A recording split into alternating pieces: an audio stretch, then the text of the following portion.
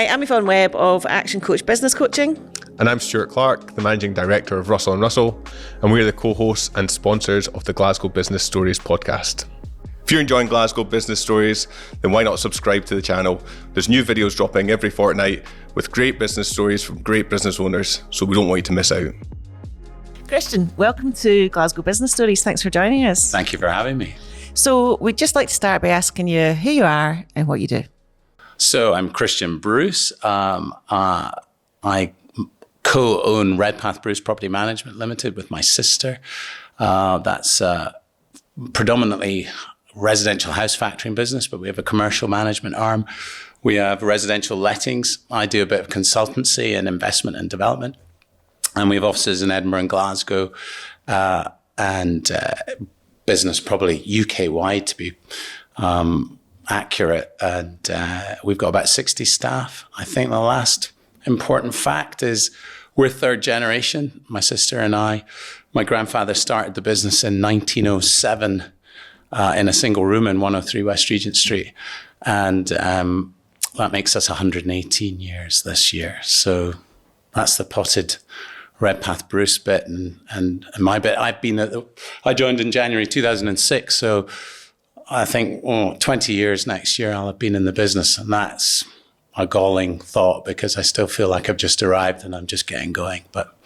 And you didn't start your career in the family business though, did you? You started elsewhere. No, I have a meandering CV, which I don't know if I'm proud of, but I think it was very formative in how I got to where I am now. And I'd like to say there was some design in it, but there was none. Most of it was just desperation. But if I was to go back to the beginning, I think it's the old question of what you're going to be when you grow up. And, you know, obviously train drivers and fighter pilots. Fighter pilot was one I fancied. There's a lot of fighter planes went over the house when I was a boy, and I liked the look of that. But I was short-sighted at 13, and so that was that one. And Mum actually said she hadn't brought her son into the world for him to take another mother's son out of the world. You know, that was her philosophy on firing rockets from jet planes. So my eyesight solved that problem for her anyway. So, you know, I didn't sail through school, but school was good fun, passed exams, and managed to get into university. I didn't get exactly the grades I needed to. I think I was aiming for law at Durham, but I ended up going to Aberdeen. I had a year out, but prior to the year out, I had a gap year in New Zealand where I was a tutor in a boarding school in Auckland. But prior to that, I managed to secure an arts degree at Aberdeen University. And again, it was what do you fancy doing? And there was a business studies course, or business management studies it was called, with international relations. And I thought, well, business management, that'll be useful. I don't really know what I want to do, so that'll be helpful for business. And I'm interested in international politics. It was terrorism, and it was the politics of space and JFK, and really juicy stuff, which was quite good fun to learn about whilst playing rugby and going out and doing all the things you do as an undergraduate for 4 years in Aberdeen.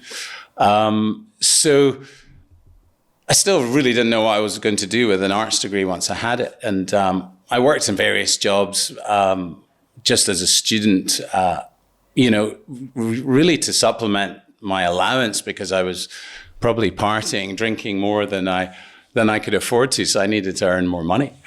And I didn't want to ask Mum and Dad for it. And so I think I started off in Henry J. Bean's as a bar busser and eventually got in the cocktails. The best skill I learned from that was how to tie a bow tie, because you took it off and on between breaks. And so I can do that blindfolded now and still do a reasonably good job. The number of other people's ties I have to tie these days is amusing. And then I got onto the cocktails, but I could never remember all the mixes. So I was making them up, and I was soon binned off that. But interestingly, and there is some commerciality in this, I ended up getting a job at McDonald's on Union Street in Aberdeen.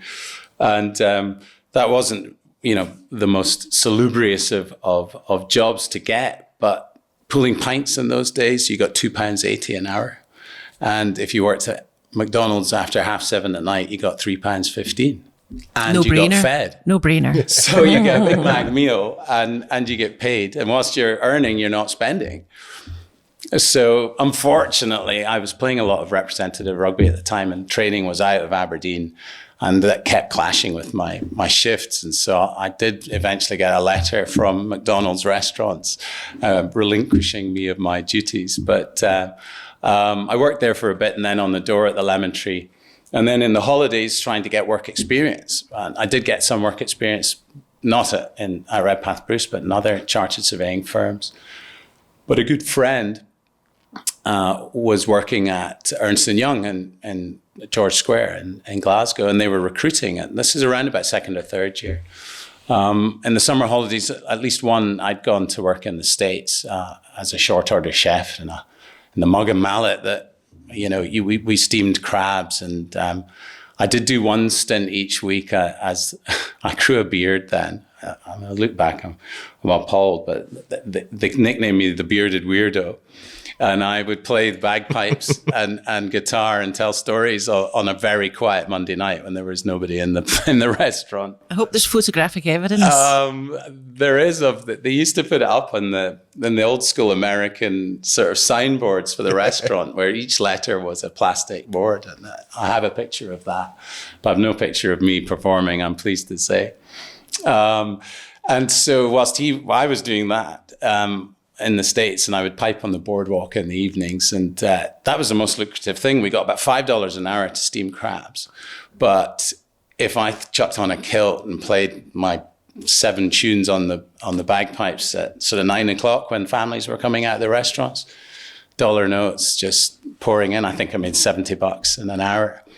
And I saved that money to travel at the end of that holiday. But I've already segued away from my Jamie Grant story. So Jamie was doing work experience at Ernst & Young, and he said, they're recruiting. Why don't you apply for a traineeship with Ernst & Young? And I chat to mum and dad. You don't see an accountant on a bike.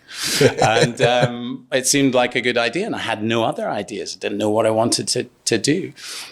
So I applied, got interviewed. I don't believe I passed their IQ test, but they offered me a job. And I had an unconditional offer after my 4th year to go and start a traineeship in George Square, which is what I did. And that's when life became a reality, if I was really honest, because passing exams I hadn't struggled with through university and school. And up until that point, I think I'd only failed 2 Latin tests in first year, I remember, and my driving test, which my sisters are regularly remind me they passed first time and I failed mine. I can still remember the date, 22nd of December. It was mum and dad's wedding anniversary. Anyway, I entered this sort of accountancy world where you worked during the day, you studied at night, you went on block release. This will be very familiar to you. You've probably been down to I can't remember the street in Pollokshields. What was it called? Rowan Road. Yeah, I was actually in Edinburgh at the time, so I was at Haymarket Yards. Oh, right. So I think it was Rowan Road, my sister's name, bizarrely. And of course, I would just carried on student behavior. And so we would go out at night. And there was a young crew, and we partied far too hard. And I didn't work hard enough. And I still, crammed for my exams. And I think in my head, I was achieving passes, but you had to get an A or you failed. And I summarily failed accountancy, tax, and audit, those 3 professional exams. Now, I hadn't done accountancy at uni. So this was a sort of crash course in university level accountancy. And I hadn't done maths since GCSE, which I got a B in. So this was a fish out of water in an area I was not strong. So that was my first sort of slap in the face. And in fact, Ernst & Young couldn't believe it. They'd never had anyone fail it. And there was a raft of us in that year group that failed at least one of the exams. So there was a lot of hand-wringing and sort of stern conversations. And we all crammed over Christmas and resat the exams in the January. And I passed 2, the tax and accountancy, which in fact were the tough subjects. Audit was a more wordy thing I thought I had a handle on, and I failed it. And that was, I believe, what they told me. It was a 7-year sort of technical, you couldn't reset. So I would call that a technical dismount in horse terms. And so they let me go. And, this was from someone who's used to winning and achieving and passing things. I really struggled with that. Here I was 6 months into my adult life and career, and I've been sacked, effectively. And I recall, and you'll all recall this, it was the same time as the Dunblane massacre. And I remember sitting at home and watching that unfold because I wasn't working. And that felt grisly. But again, fortunate. There's the little things that happen, moments in your career. Mum and Dad, by sheer fluke, met a chap on holiday who happened to, they'd friends in common. And his name was Douglas McNair. He was Chief Executive, Managing Director of Edmondson Electrical, UK. He was a Scot, though, a Glaswegian. I think their HQ was out of Knutsford in England. And they were chatting about this son of theirs that had fallen at the first hurdle. And with a lot of horsey metaphors today. I don't really know why, but we'll stick with it. And he said, well, we're trying to get graduates into our business. We don't seem to attract them, and we'd like to get more into the Edmondson environment. So why doesn't he go and meet this chap, Gordon Love, who ran the Scottish operation, and see if he'd fit in. So long story short, I ended up being offered a job with them. And the first placement was in they called them profit centres in Back Peebles Street in Ayr. And I was living in a flat in the West End of Glasgow. So, and it was early starts, quite a sharp finish, but, by anyone's standards, early start, late finish. And I had to get down the A77 before the M77 by sort of 7:30, 8 in the morning. So another rude awakening, but I jumped in the car and I got there. And that was a fascinating experience. When I look back on it, I was a complete fish out of water. They had no idea how to take me. What was a wee public schoolboy doing, here to sell electrical wholesale products? But I learned so much from that. And, they were frosty to begin with because I was an unknown quantity, and their preconceptions of what I might be like were, well, as you'd expect. But I was happy to make the tea, do as I was told, and tell stories, and they took me into the body of the kirk, as it were. And it was a real baptism of fire. There was there was a lad that drove the van. Then there's the store and all that was involved with actually getting the goods either into the van or to the Sparks who came in first thing in the morning to get what they needed for the day. Then telesales, purchasing, and then there was a field salesman out in a car. So I was, trying to absorb all of this. And one of my best stories from that, and I could talk for hours about that job in itself, but I won't. But I learned so much. It was run by Gary Mason and his brother, Brian. And they were incredible. They were entrepreneurs. That business was set up not as a franchise, but you paid a fee to the parent company for livery, for vans, for stock, for the Edmondson name, and all the sort of hard costs that go with that. And then beyond that, whatever profit you made, you kept. And it was up to the profit center manager to then divvy that up all the way down to the van driver. So everyone was motivated to work and to succeed and to work as a team. It was the first time I witnessed that. And they grafted. I mean, these people really worked, and they were passionate about what they did. And they could see a way to a better life through earning more if this business succeeded. And so, and they were really down to earth people, and they accepted me, which they didn't have to do. But I do remember one Spark coming in one day, and he knew who I was, and he was like, right, I need a couple of bundles of conjure on my way up the A77, and didn't give us any of your snobby patter. And I was like, oh, right. Well, I went back to Davey in the store, and I'm like, what's a bundle of conjure? And he says, that'll be a bundle of conduit, but let me deal with it. And he went and sorted it all out. And I was like, oh my God, there's a language barrier. But, they pulled my leg and we had a lot of laughs. And I learned a lot from them. They were really strong on sales and relationships and service. If we had to go to Falkirk to pick up a part that John Brown, the Spark in Ayrshire needed, the van would drive there 6 o'clock at night and get it to him. It was, if we give them the service at any cost, they'll always come back. And same South Ayrshire Council, big contracts with them. And we just pulled out all the stops and everyone went the extra mile, and that sustained the business and it grew from that. And Gary was absolutely at the head of that. And his brother Brian, then learning from his big brother, he then took over that profit centre. Gary went off to what was Thurso Street, which is the biggest one in Glasgow. It's now moved out to Scotland Street, somewhere in Kinning Park. And I think Gary went on to be one of the most successful profit centre managers in the Edmondson environment in the whole of the UK. Twickenham was always the number one in the charts, I remember it. The one to beat. Yeah, correct. And he took Glasgow to another level. But I was then moved on, as it were, and I really enjoyed the people there, and I kept up with them for a number of years afterwards. And in preparing this today, I thought, I haven't seen any of those people in decades, and I'd love to catch up with them and just see how their stories have turned out. But I ended up getting put as the roving sales guy. I mean, the madness of this when I think about it, because I couldn't tell you the parts of all the different, to give you an idea, there's a book that thick of all the trade part, and I'm going back to the mid-1990s, and you went through it to find out all the different people that made twin sockets, what their trade price was, what the discount was for different people, and that's how you sold.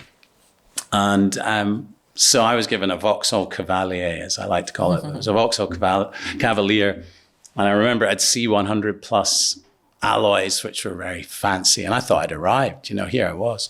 I got a list of clients and a day book, go and sell stuff. I don't even know what the stuff's called. How can I sell it? So I would make all these appointments with Clarker Works at the council and other electrical, sparks and electricians that were on the Paisley Profit Centre's books. And I'd go and visit them, take cakes, have chats, tell stories. I never sold anything.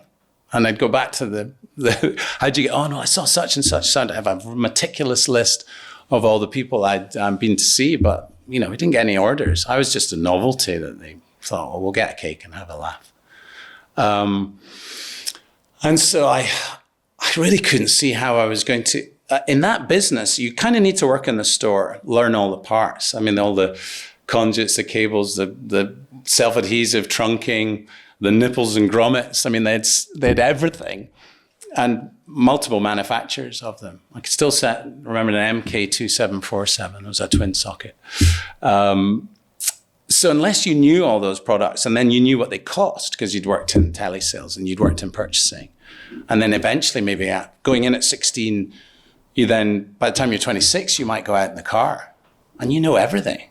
And you know that, well, we can buy them more cheaply because we've got the buying power of Edmondson. So I had none of those tools in my box. I just had a mouth and I could tell some stories. But I'm suddenly realizing, people would say, oh, you'll be fine. You've got the gift of the gab. You could sell anything. I said, no, I can't. I don't know what I'm selling. And I don't know how much it costs, and I don't know who does it. And so that was a mismatch, that experiment, if you like, of get the graduate in, he'll be articulate and educated. Well, that's no use. You need to know your onions. And so for me, it taught me a lot about what I didn't know. And but I also saw how a business is run very well. And only with hindsight do I look back. I'm just thinking, how do I get out of this? This is just not for me. So you realised it wasn't for you? Well, I just knew I was failing. Yeah. Nobody was sitting me down and going, mate, you've made no sales this month. Yeah, they were nearly too polite. Yeah. But I'm looking at it going, how often can I buy cakes and tell stories to these Clarker Works? And they're not saying, oh, you're a good guy, here's an order for 50 Dimplex heaters or whatever. It just wasn't happening. But I was kind of rescued in a funny sort of way by my prior short stint in accountancy because somebody had told someone at Hayes Accountancy personnel that I had been in that year group, and they were all coming towards qualification. And I might know them because they're not thinking of me as, is he a good guy or is he capable? He'll know those folk and we want their CVs and we want to place them in the market. So as only recruitment consultants can, they approached me and said, would I contemplate working out of their, bizarrely, West Regent Street office. It seems to be the only street I'm able to work in Glasgow. Our first granddad's first office was in West Regent Street. We did briefly move to Bath Street, I suppose, maybe it was the 40s or 50s. Rowan would be much better at giving you the exact dates. And then Dad and Russell, I'm kind of diverting away from the story here, but I'll come back. Then bought 103 West Regent Street in 1971 or 72, something like that, roughly the time I was born. And I'm not sure they were aware actually at the time that that's where their dad had started the business in a sort of business centre in a single room.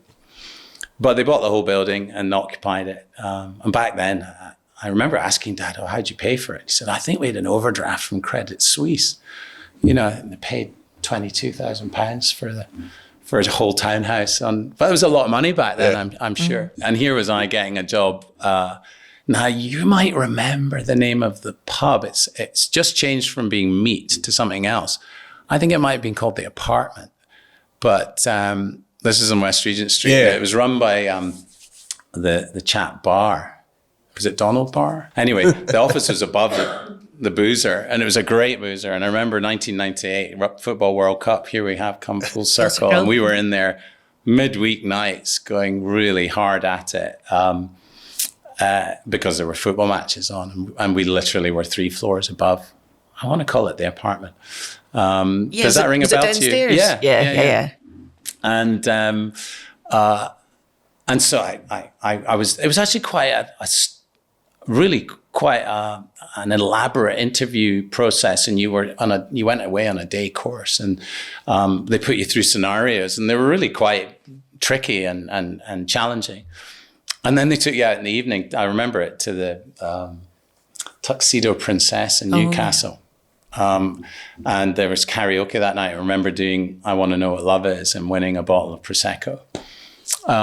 Which was actually my first dance at my wedding, bizarrely, not related to that evening, but and they were kind of testing you on the night out as well. What are they like, you know, after a few drinks, and how do they behave, and have they got the vim and vigor to succeed in recruitment? Because they, unlike me at the time, knew how hard it was. And if you go back to the mid to late 90s, recruitment was quite a new thing. People didn't like it. They didn't feel they needed it. If you wanted to employ someone in Glasgow, you put an advert in the Herald, and, you know, 5 hutchie boys would respond, and you choose the one with the lowest handicap or whatever. You know, they just didn't see why they would have to pay somebody a recruitment fee to get someone to come and work for them. So when you made phone calls, canvas calls to these clients, I mean, they wouldn't take your call. And if you managed to get through the gatekeeper, the secretary or whomever, then they're like, how the hell did you get my number? And they hung up on you, and you're getting rejection all day. And if, you know, we did have, Hayes were a big company, and they had some key clients and contracts. So there was always business to transact. But really, so I passed this assessment day and was offered a job, and I grabbed it with both hands, put a jacket and tie back on, and was into West Regent Street. But, you know, I don't know what my expectations were, but I had no idea how difficult that was going to be to succeed. I can remember my opening salary was £15,000, and that was for 3 months only, as they trained you. And on the 3rd month, you went down to a basic of 5 and team bonus of 5 potentially, and personal bonus of 5. So that's how your 15 would be made up. But if you weren't billing by month 4, then you're not making any more than a pro rata 5K per annum. And but it was in everyone's interest for you to succeed. So they trained you. And I can still remember Lisa Byrne and Helen Cliff. I'll never forget their names. And they were incredible women. And there were so many incredible, they were probably all entrepreneurs of sorts, because they're single profit center per person, because they're all fighting for their own. And you can imagine it was competitive, and there wasn't an awful lot of sharing. The team bonus thing was a bit weak. It was about me. It was all about who have I placed this month. And if you got a good candidate that might have been relevant for me as well, you'd be trying to place them long before I got a hold of the CV. You know, it was a very competitive, aggressively competitive environment, but an amazing place for me to actually see and learn about hard sales. It's door-to-door selling nearly, you know, cold calling every day. We used to have canvas nights where you worked from 5:30 to 7:30 or 8, and you had to make 20 calls. And if you phoned someone and they weren't in, that didn't count. You needed to speak to 20 people. And if you won the number of canvas calls that night, there was a prize, you know. It was, you know, so they tried to make it fun and competitive, but it was gnarly. And so I remember Lisa on one side of me and Helen on the others. I was making one of my first calls to a client, and I was just trying to have a normal conversation like we are. And she was like, no, don't say that. You say this. And they're scribbling stuff down in paper in front of me. And then Lisa's saying, no, and this as well. And I've got two different, bosses telling me to say different things as I'm trying to have a conversation with you. And I remember I didn't cry, but I felt like it.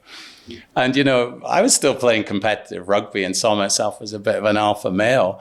And I was sitting in this office, you know, broken, feeling useless, with all this sort of messaging, if you like, you know, do better. That's not right. And you don't get me wrong, I got stuck in about it, but it was a very hard environment then. And you're getting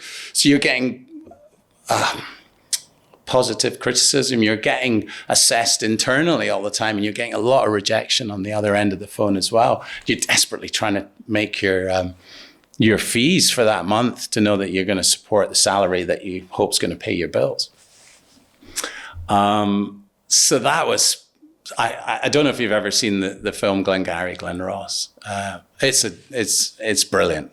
It's the closest thing I can think. And weirdly, it's an estate agency. It's not in recruitment agency. But in the end of the day, it's selling at its sort of, in its purest form. And I mean, that's a stellar cast. Spacey, Ed Harris, William Baldwin, Al Pacino, Jack Lemmon. I mean, it's a play really they made into a film, a bit like 12 Angry Men. They're both around about the same time.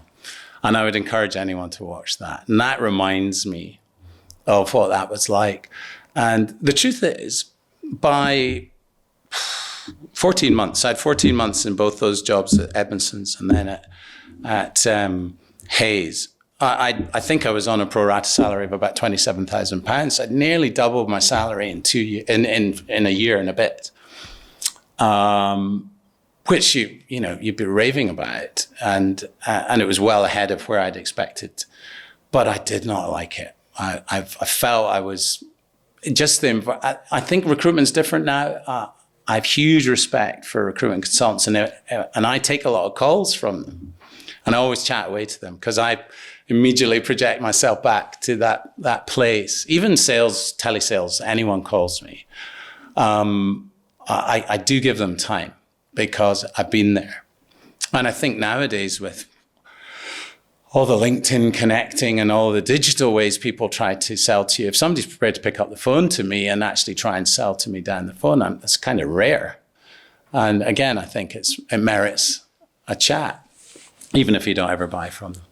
So I was pretty unhappy in that job, despite the success. And I've got one favorite story from that, which involves Jamie Grant again, because he qualified. He was one of the qualifying accountants that managed to pass his exams despite all the partying. So that in itself showed a resilience and a capability that I hadn't possessed. I wasn't mature enough at that time and passionate or focused enough to to actually get the results I needed to carry on in accountancy. And I think I was rescued from accountancy because I would have struggled all the way. I might never have got my accountancy exams. But Jamie said, I'm not giving you my CV. There's only one account that I will, and that's if you can place me in a job in South Africa, in Cape Town. It's like, that's a bit specific. But I managed it. And bizarrely, it was with Ernst & Young, who he worked with. And I placed him from Ernst & Young Glasgow to Ernst & Young Cape Town. And they paid me a fee to employ their own guy. Happy days. That is still the most remarkable deal I think I've probably ever done. And as a result, I was visiting South Africa for the next 4 years and to see Jamie and have a lot of laughs. That's a whole other story. So that was the Hayes experience. I basically had a crisis of confidence at this point because I wasn't enjoying it. I found it really hard.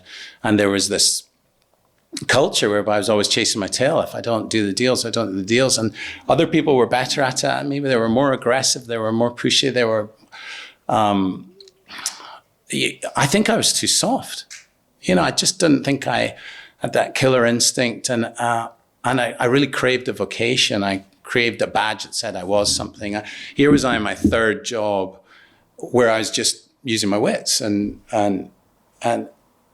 But I wasn't, you're a recruitment consultant or you're an electrical wholesaler, a failed accountant. And I was like, I don't really belong. And so I was looking into postgraduate courses and the most obvious one being property. But what age were you at this point? I'd be 27, 28. And this whole time, the family business was still being run by your dad and uncle? Or? Yeah, dad, uncle, and my sister had joined by this time. In fact, she came and lived with me in the West End. And had you ever considered joining, or when your dad was speaking to the guys at Edmonton, did he ever think, actually, I'll give him a break? Or was it just not something you ever fancied? It's interesting because dad was amazing, and mum. I think mum quietly always would have liked me to be in the family business, but they stuck to their guns and they're like, follow your own path, do your own thing. I mean, dad saw me for what I was. He was a Glasgow house factor and he knew the factoring industry, and he's looking at this kind of loudmouth, gobby extrovert and thinking, I don't think this is for you.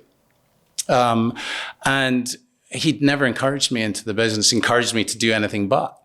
My big sister, Rowan, had gone straight to uni and done chartered surveying. She'd gone and worked for a couple of different firms as a property manager in Perth and in Inverness, and then joined the business, having cut her teeth elsewhere. She was a property manager to trade and a surveyor to trade, and had followed in her father's footsteps, and it was a good fit. And I want to do what my dad had done, and then my sister as well. And I thought, no, I'll do something else. And dad says, actually, I'm better suited to other stuff. And so here I was, meandering around this different careers and really not finding something that stuck, that I loved and I was passionate about and I was good at. And I was used to being good at stuff. And here I was, fail. So I think I had to dig quite deep and say, right, well, and I didn't take any advice. I didn't tell mum and dad. There was a lot of difficult Sunday nights around the kitchen table when I was miserable, usually pretty hungover from the day after the rugby, in a session. And that night you go home to mum and dad for a cuddle and a decent feed, and then sort of hand-wringing over how awful work is. And I can still remember them saying, well, what do you want to do? And I was like, I don't know, because if you don't know, you don't know. So I decided, right, well, I'm going to break the cycle and go back and get a postgrad. And Paisley happened to do, Paisley University. There weren't many places did it, I think. Reading, Aberdeen, Heriot maybe at the time had a course. Cirencester was the other one. So I lived in Glasgow. The cheapest way for me to do this, and I had a flatmate who was helping pay rent, who's working for a law firm. On a sort of shoestring, I could go across under the tunnel from the West End to Paisley. And it was a 8-month course if I did it full time. And I already knew from the Ernst & Young experience, working and studying at the same time, I'm just not going to succeed. So I need to focus on it. And because I'd worked and I now had a work ethic, actually it was easy because, you had a couple hours, 2 or 3 days a week, and then 2 reading days. I was like, well, I'm used to getting to air for 7:30. So I dug in and I did that postgraduate diploma. You could have done a master's, but it didn't make you more employable. You were still RICS accredited. So I got a PG DIP, which I always thought sounded like a brand of tea. But that was my postgraduate degree. And I then, so I hadn't told mum and dad I was going to do this sort of announcement. I've chucked my job and I'm going back to uni. And everyone supported me. And I didn't say this is with a view to coming and working at Redpath Bruce. And I still didn't think. And Dad was still of the mind that there was other places potentially in the property industry for me. And I kind of felt the same. So then job hunting. And again, this is where maybe the sales and the experience before picking up the phone, being brave. I always joked, I have a saying in business, I use it all the time. I must bore the people to tears. Dr. Pepper, you remember the adverts. What's the worst that can happen? And I recall this from being sworn at down the phone by chartered accountants who wanted to know why I'd picked up the phone to sell them a part qualified bookkeeper. And I'm like, well, they can't punch you down the phone, right? They might swear at you, but what's the worst that can happen?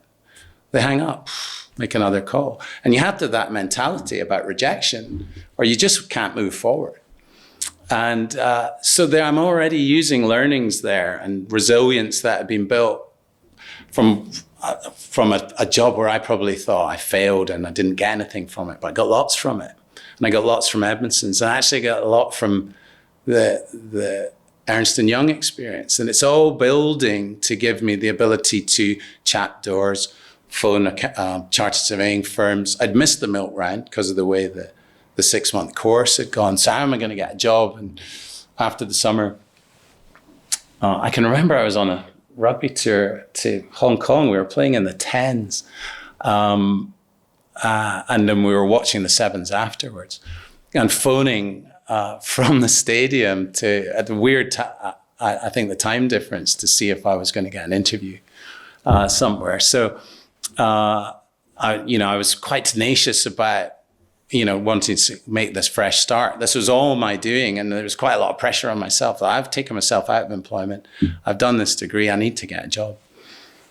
And in the end, it was really barren to begin with. Nothing happened. And then bang, bang, bang, I got 3 interviews and I was offered the 3 jobs, 2 in Glasgow. But the most attractive one was in Edinburgh with a niche commercial investment and development agency called Roxburgh & Co. I didn't know the people in the business, but I knew people associated with some of those people. And so there was like-minded folk, and I think it felt like a secure place where I would hopefully fit in to begin with. But again, I was going back to the bottom of the ladder. I was going in as a graduate trainee at 28, 29. However, I'd made that choice. I was going to start again. And I think to them, they probably saw, right, this guy's had 3 years work experience. Okay, it looks a bit jaded, and 2 degrees, he's a bit more mature. He might be more useful than a fresh grad, but no more expensive. And so that's the only sort of justification I can give them for offering me a job. And that was the beginning of happier times because I loved it. I felt like I belonged there. It was really fast paced. So the property market in the late 90s and early noughties was booming and they were busy and they had lots of good instructions and great clients. And I was the lackey. So I just had to get on with doing all the legwork. So learning was easy, and they put me through my APC training, and they had pretty much all the disciplines required. They had a management department, valuation. They did some valuation. It was mainly retail and office agency and investment agency, and I was basically trained by the investment agency team. And they were all characters and really good people and very generous with their time and their clients. So they wanted me to do well. And if I did well, they did well. And if everyone did well. So the team thing, which I really prattle on about a lot in the office, I think it's the key component to the success of all businesses. And I see it going back. Even the team at Edmondson's were tight. The team at Roxburgh & Co. were very collaborative, and they all tried to. It was less competitive than the recruitment scenario. You know, it was far more helpful, for want of a better word. Everyone tried. The cross-selling was good. Everyone was looking for opportunities for each other. And we were all rewarded ultimately for our own efforts. But I can remember getting bonused in my first couple of years where I wouldn't have been responsible for many deals, but I was seen as a contributor to the success of the rest of the business. But I recall, just from a fiscal point of view, having left Hayes, earning nearly £30,000 a year at uni, I went back to a starting salary of 14. You know, Big change. Yeah. So 2 years and I managed to get my letters and I passed first time. Incredible. And which actually reflects that I understood it, I liked it, I enjoyed it, and I was engaged in it. And by this time I'd matured a bit. I mean, if you ask anyone who kicked about with me at that time, they would argue the toss on that. Mm-hmm. It was a work hard, play hard environment. Then you did deals, you celebrated the deals, and from the celebration of those deals, more deals came. I mean, you worked really hard, but you were, you know, drunk half the time, hungover the other half, and I don't know where it went, but we made money, and it was exciting. And we used to go down to London. A lot of clients were London based. And you'd hear about it on tubes and taxis on day one, trying to get all your meetings in and not be late. Then there'd be a big, you know, smash up in the evening with whichever client you were entertaining. And then you had to do all of it again the next day, you know, with 3 hours kip. And, but that was part of the challenge, you know, and to make those meetings and to be compos mentis and collect the requirements and try and win some business and then go back to Scotland and satisfy the requirements of those property companies, fund managers, private investors on our patch. So I really enjoyed that, and it was a dynamic environment, and I learned a lot there. And was the next step going back into the family business then? No, one more step. One more step. And then we can start the podcast. So these are all, I think, essential steps. So there was a chap, Chris Dougray, who was tasked with building a bigger. Donaldson's was already a well-established property agency, and in the UK, it was mainly famous for its management of shopping centres predominantly. But they were on a crusade, and they employed Chris. Oh, Chris was already there, but they made him effectively MD of Scotland and said, right, build a team. And he'd built already employed some really capable people. Brian Skinner, I remember, being one in valuation. He had Anna Tozer, who was a consultant. And he had a really strong agency team. Nadir Kanjahur headed that up. And Alistair Steele, who's now, I think he's the managing partner of Knight Frank in Scotland. He was the key investment agent in London, but he was a Scotsman. And they needed somebody in Edinburgh for a sort of axis between Scotland and London and to work with Alistair. So he approached me to see if I would come in. I think I came in as an associate partner. I was already an associate at Roxburgh & Co. by that stage. But I'd qualified and I'd done some post-qualified years there. And this was a natural time. I was probably ripe for the picking at that point. A change of scene and a bigger firm. And, you know, it was flattering to be asked. The real reason I think I was asked possibly wasn't for necessarily my capabilities, but for a particular client. And if I reversed back to the Roxburgh & Co. days, a key moment, I suppose, in my property career, and it remains the key moment, I think, in terms of a break, was coming in contact with Scarborough Group. And I'll tell that anecdote first, and then that will roll forward into Chris recruiting me for Donaldson's, because Kevin McCabe was the chief executive of Scarborough Group, and Roxburgh & Co. had some instructions from Kevin to my then boss, who's Paddy Leddingham. But Kevin then parachuted his youngest son into the Edinburgh office, Simon, who had been a semi-pro footballer, done QS, didn't have a lot of business experience, but his dad just chucked him in the deep end of the pool in Edinburgh and said, right, you run that Scottish thing. And Scotland was a big part of their business. And so we had I don't know if you remember Oloroso when it opened, but it's now Chopraya in Castle Street in Edinburgh. But we arranged to have a social there with their team and our team and talk about the instructions we had. So there was one pretty tricky instruction, 55 High Street, Perth. I'll never forget it.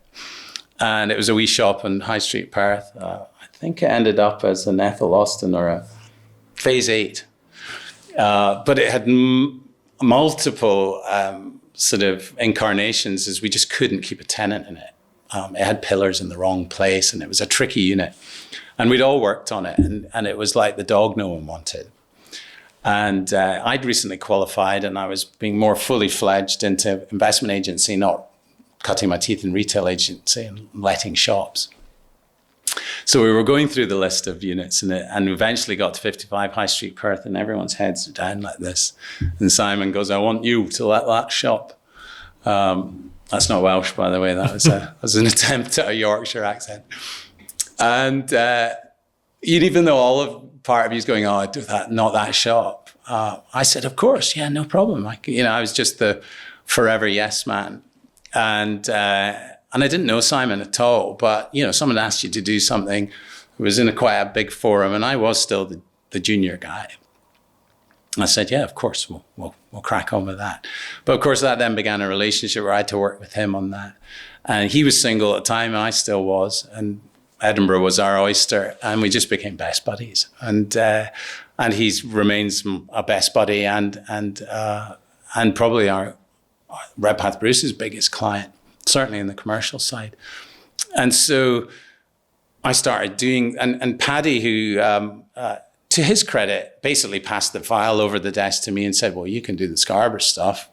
I deal with the dad, you deal with the son. And there's probably a bit of ego in that as well. But that was the opportunity right there. Okay. Now, I didn't know this was going to grow into anything more than a couple of instructions. But it did, and I became their guy in Scotland for a commercial agency. Anyway, certainly for buying and selling, and they had a lot of stock to sell. They had a tie-up with the Bank of Scotland. They took distressed properties from them. They had their own business centre operation called Forsyth Business Centres. You're right, remember them. They have sold subsequently to Regis, but. They would put them in place in these distressed offices, and then I'd sell the investment with their covenant in place. So we did some great deals and a lot of business. And I think Chris would have liked that business into Donaldson's. So if he got me, then he'd hopefully get Simon and the Scarborough Group as well. And that's what happened.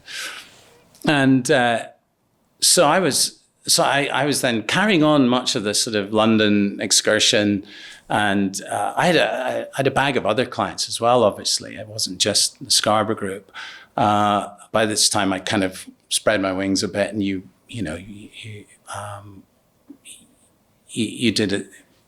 tried to cover as many sectors as you could and as many different clients. You can't all your eggs in one basket. It's not a very good business policy. But they did take up a lot of my time, and it was good business. So I suppose that the Redpath Bruce transition point appears at this stage, and I'd only been 2 years at Donaldson's. I was really enjoying it, and I felt I'd found my niche. This is what I did. I was an investment agent, and that's how I was going to follow my career. And the dusty old house factoring business that my sister and my dad were in that they told me didn't suit me was fine. They could carry on there. But I think my uncle was retiring. He definitely had retired at that point because I never worked with Uncle Russell. So Uncle Russell was retiring. And then funnily enough, because there was Dad and Russell in the business as Bruce brothers, they were known as Mr. Ian and Mr. Russell because you can have two Mr. Bruces. Unfortunately, when I joined, I wasn't Mr. Christian. Obviously, that would have mutiny on the bounty overtones. But Dad said, sort of out of the blue, I wasn't really expecting it. Well, we've got a space in the partnership. Do you want to join the family firm? And I was like, I'm not sure I do. I'm having quite a lot of fun. I'm doing well. I'm on a trajectory. This was 2005. And of course, I wouldn't know what was coming down the road in 7, 8, 9. But it actually, again, I credit this to Simon McCabe. He said, absolutely, do it. Go on your own. I'll come with you. It'll be great fun. And he was just dragging me out of my comfort zone again. But I needed a push. So is that adding a new service line to what did Redpath Bruce 100%. So no. that was kind of where I was like, this isn't what you do. But with the given confidence from Simon that, well, I'll do it with you. And I was thinking, okay, well, will I fee enough to earn what I earn? How will the remuneration work? Because I went in as a salaried partner. I wasn't straight. I was in as a partner, but not equity, if you like. I had to cut my teeth. And this is the age-old problem with going into a family business is that there's what you perceive people will see is the silver spooner hanging on daddy's coattails, just turning up and collecting a wage. And the weight of expectation then, and I can't be that guy. So I have to perform. And what if I don't?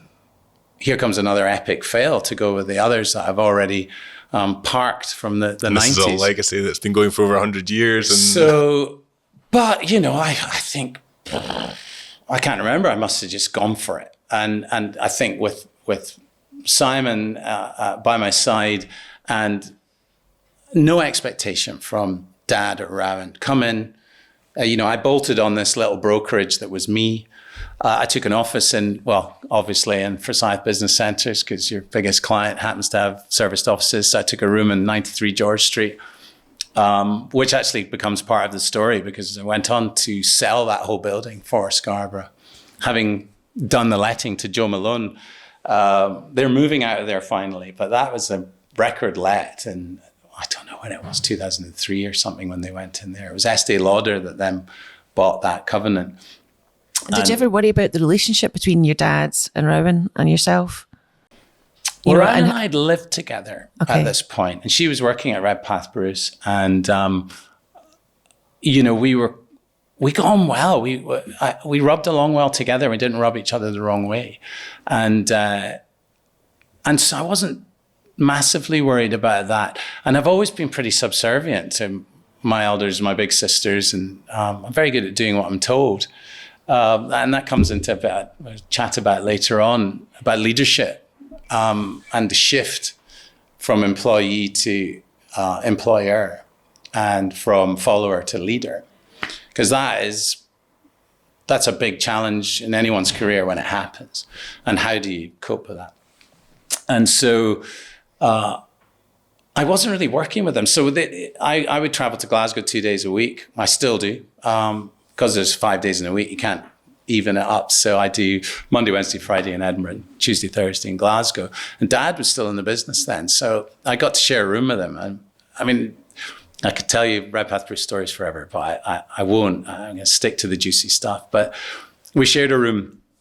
And it was just, I mean, I look back now, it's a privilege to have got the few years with him. He was 40 when he had me. So, and he's 92 now and he's still going. And he still asks about the business. And every time I turn up in a shiny car, he goes, "Are you making enough money to afford that?" But he's very much left us to it. And that was another key thing about Dad's approach to Rowan and myself in the business, and when he left the business. Unlike a lot of other firms I'm familiar with, family firms, Dad never lets go or Mum never lets go, and they're always meddling, and the youth are felt. They kind of don't ever get their head. He was quite the opposite. And he wasn't delighted to hand over the reins, but he was happy to. And, you know, it was ours to the boat to sink, if you like, because that is the great threat, isn't it? Clogs to clogs in 3 generations, and we were the 3rd generation. So that also weighed heavily. Not just can I sing for my supper and will people respect me because I'm a capable business person. And, you know, all of that pressure is self-created. Nobody ever said it to me, but you perceive it. And so I was lucky.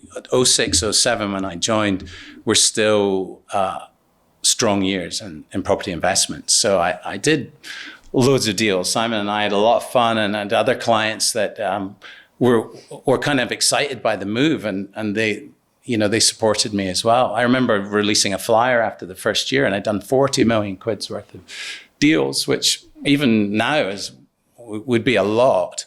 A lot of them were joint agency instructions. When I started out, you would buddy up with another, usually a bigger firm, and you would get instructed together. So you wouldn't make all the fees from that, but it was a great start.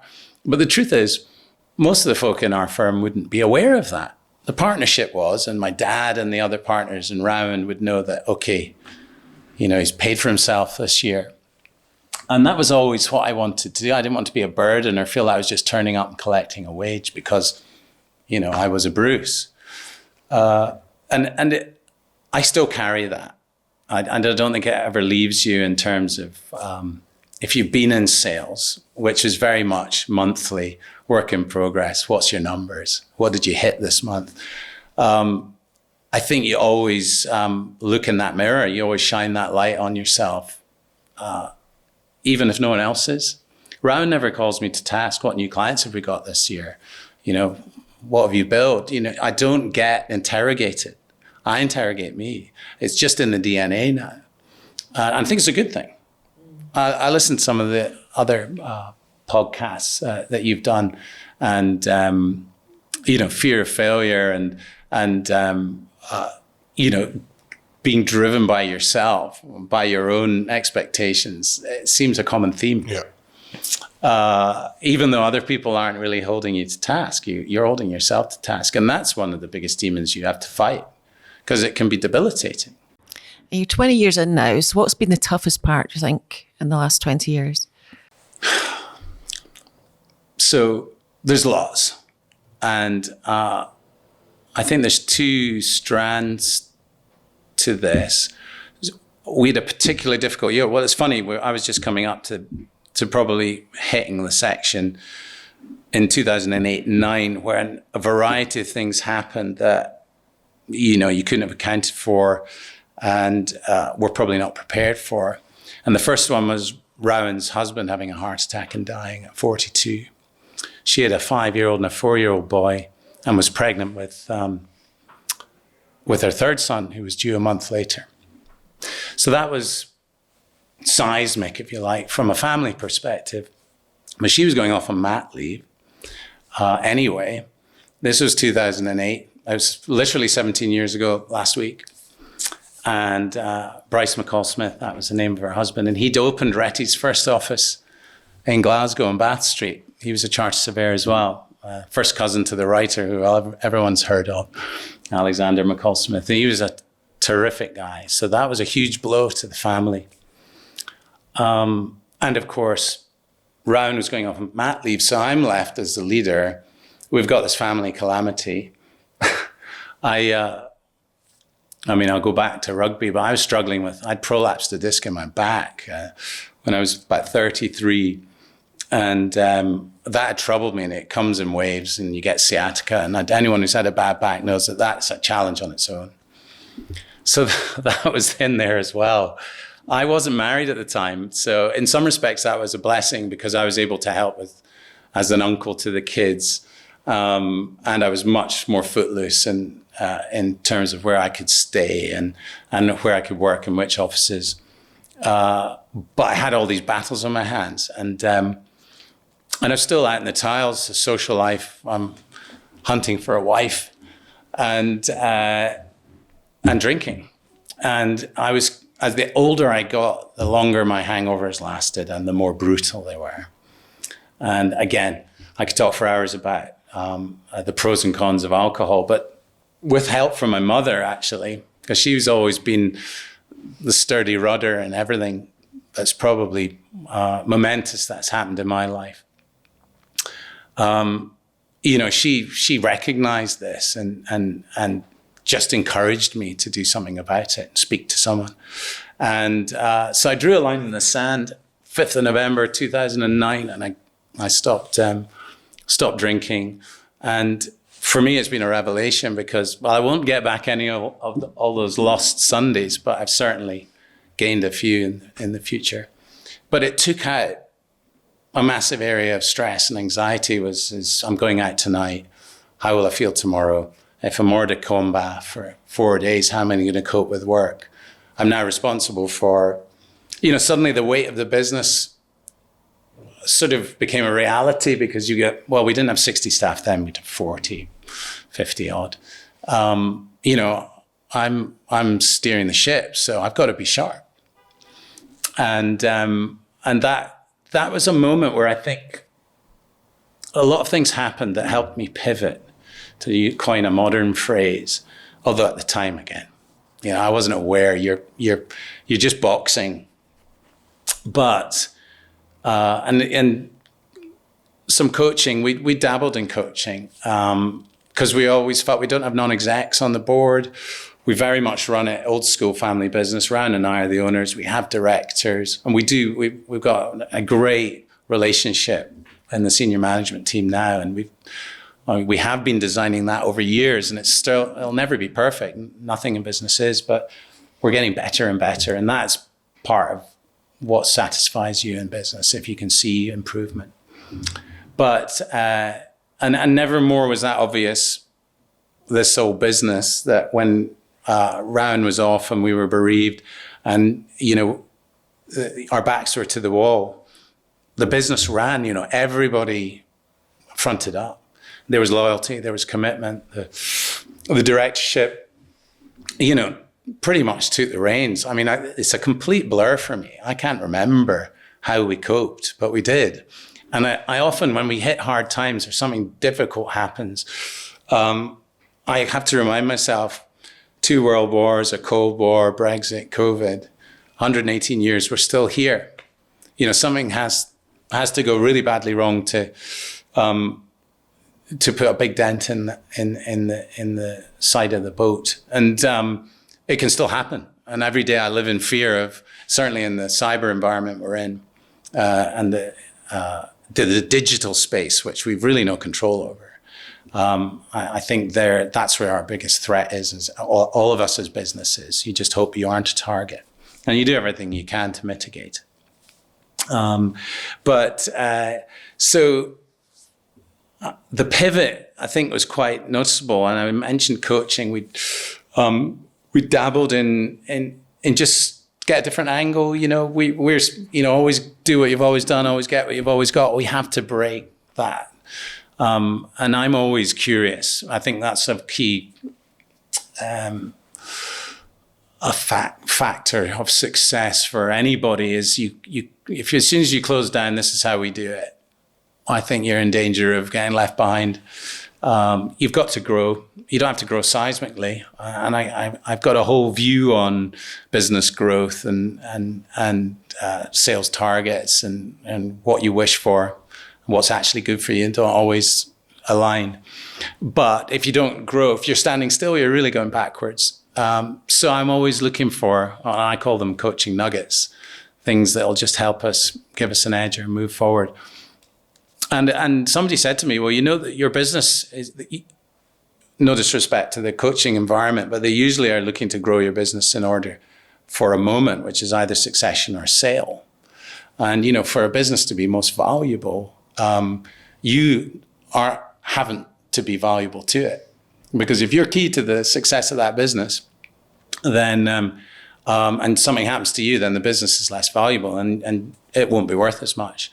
And I suppose given the circumstances in 2009, the ship sailed on despite the calamity. COVID would be another good example. And so, you doing your deals is all good and well, but that's just the fizzy water, because if you go, that income's gone.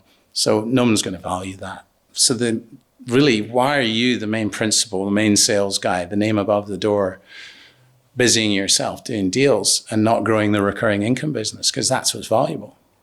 And it was helpful that the market crashed. So I was doing less. And I was very grateful. I've never been more grateful at that period, and given everything else that was going on, that there was a business there that would pay my wage to keep me afloat when there were no deals happening and we had all this calamity to deal with. And then that I do feel is a privilege, regardless of the responsibilities that come with it. There's not a day that goes by where I am grateful for Grandpa's business that he started that supports us, supports all the staff and my family. Yeah, we've got to drive the business forward and we've got to keep it afloat. But I think that's a small price to pay for that. What security. leadership lessons have you had over the years? So, interestingly, the pivot there for me was into growing the management business, commercial management. We've grown quite significantly. And that was my area. A lot of my clients would be purchasers of commercial investments. They become landlord and tenant clients. Well, who manages it? Well, why don't we? The only challenge there is that as an agent, as a broker, my contemporaries wouldn't be necessarily recommending me to manage their clients' properties because they'd think, well, I'm just going to trade that property and steal their client, if you like. So I basically took off that agency hat and said, well, we're niche managers. I'm not going to compete in your space. There's certain deals you can still do. You're not treading on anyone's toes. They're maybe unique to you and your client. And I still do that from time to time. There's usually a couple of things happen a year where I'm involved in a transaction. But most of the time we're setting our stall out as managing agents. And that was a very different change in mentality, which was, right, this is learning about growth. What can we cope with? How fast can we grow? And if we want to deliver the same level of service, if we grow exponentially quickly, if I go out there like a mongrel, winning as much business as I can, then we'll drown. And then it's detrimental. So it was a slower pace. And I have to admit, I still struggle a wee bit with that because it's not the dynamic, mad environment that I was used to. And it maybe suits my age better now that you can take your time and you build long-lasting relationships and you slowly grow them. And you might work on a connection for a couple of years before you get an instruction. And I often say to big firms that might instruct us, and we've got some big names on our books, we've managed for Cala and we do MA Homes, Square and Crescent. Don't give us all your business. Try us on a little. And by the way, if you gave me all your business right now, I couldn't deliver it as well as I'd like. And then it's a soft sell. Try us, if you're brave enough and you think we're good enough, and then let us prove that it was a good idea. And that's how my role has changed. And you talked about leadership there. You then have to morph into a leader, right? I've basically been a broker, sales guy, doing my own thing. And as the business changed and the partnership changed and Dad retired, and suddenly you're the boss, right? And, I'm very good at being told what to do.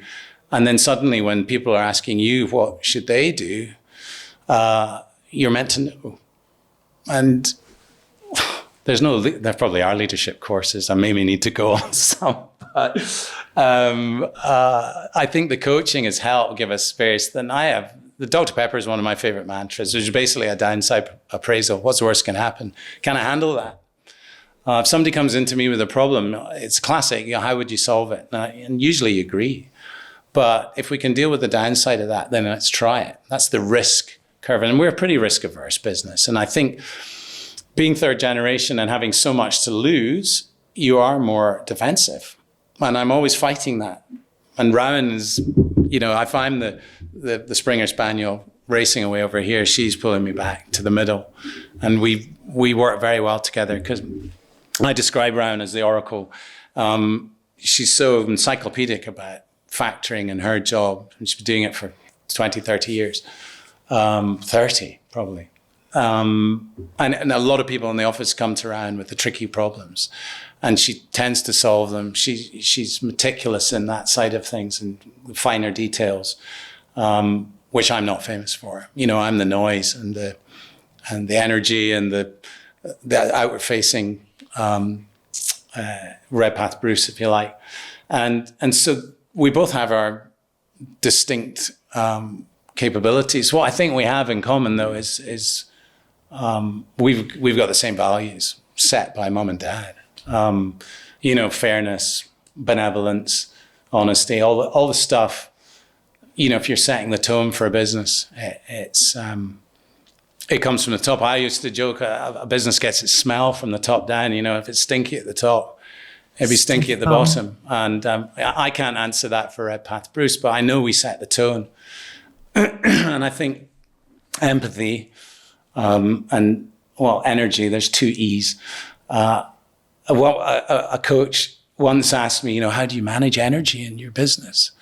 I was like, I think we've got utility companies, people. And he was like, no, how do you manage your energy? And I didn't have an answer. I still don't actually know how to answer that question. But I know that energy is essential, well directed to success.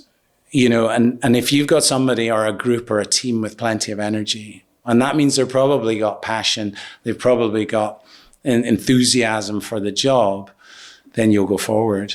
If you lack that, if you lack either of those 2 things, it's a bigger struggle. Talking about leadership, do you want to kind of expand on that, about how that interacts with the team and, the things that you enjoy about working with the team and the things that maybe the challenges as well there? Well, I prattle on about team a lot to the team and our strategy days when we go away because they are core to the success of any business. Which, as I mentioned before, I love my quotes. And Amy Wambach, who you might not have heard of, is the most capped US female soccer player. And she captures it perfectly. I think she said, I've never scored a goal without receiving a pass from someone else. And I think that just sums it up. It's an epic quote. And I can't underestimate the power of a team and collaboration. And, the more the teams connect, the more they build trust, the more they know each other. And I think if you can engender an environment or a culture within your business where people are collaborative and want to help each other, then it will succeed. I think behaviors as well that you're trying to encourage.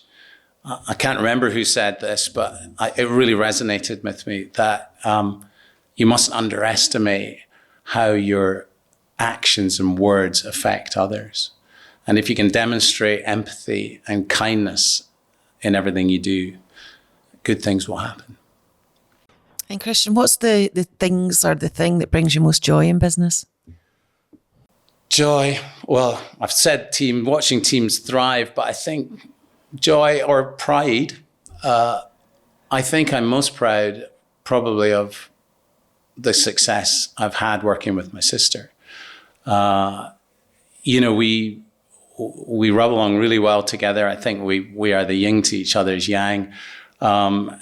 She guides me. In fact, last night I was worrying about this podcast and making a hash of it, and she texted me and said, "Pass mark is not 100%. So if there's flaws in this podcast, that's okay." She's a steadying hand, and I owe a lot of my success to her, and the fact that I've got her support and her backing. She does encourage me, and hopefully that's reciprocated. But I think it's a rare thing for siblings to work smoothly together. And if one doesn't like something or the other, then it doesn't happen. We have to be unanimous in everything that we do and decide as a business. And I hope everyone in Redpath Bruce feels that. They feel the unity. They know that we're both coming from the same place. We have exactly the same values and the same integrity. And if that can emanate throughout the business, then hopefully the business will reflect us, good or bad. But I think given we're 118 years, we're steadily growing. We're growing within our capabilities. If we can continue to enjoy this sort of success going forward, then to quote James Kerr in his book, Legacy, we'll plant seeds we won't see grow. There will be seeds growing in the future once we're long gone. And you may have already answered this, but we're always going to finish the podcast by asking, what's your guiding principle in business? Well, I've got so many different answers for that, but the best one, I think, is forming good habits. And it's taken years for me and I've become a much more habitual creature as I've grown older. Humans are habitual by nature, and rituals are actually a source of support and structure. And now you can debate what's a good habit and a bad habit. But if we're talking business, you put in excellent regimes, and that involves feedback. When we use language like flexible, dynamic, agile businesses, because you want that language to be reflected in the behaviors in your business. But you have to actually live it. You have to be energetic, enthusiastic. You have to show empathy. And this is the top-down bit. And you try. It's very difficult to touch every member of staff. I don't mean touch every member of staff, but to have contact with every member of staff in a business when you're in 2 cities, you got 60 staff, you can't do that. So you just have to live it and hope that then your lieutenants and everyone beyond them start to purvey it. It's a difficult thing to actually engineer. And you need a lot of faith in your senior management team. But if you can form good habits, and that will involve, honest feedback, got that wrong. One thing I think is important in the workplace, and we could talk about culture for hours, but is knowing that the people within the business are happy to put their hand up and say, I made a mistake, and can I have help? And if they're not fearful of that, then you're going to do better. Because in an environment where you want to hide your mistakes or not admit to them, then they'll perpetuate, and you won't get the performance you need to be successful in this ever increasingly more competitive world. Brilliant advice, Christian. Thank you very much for coming on and being so open and sharing your journey. Thank you. Thank you very much for having me.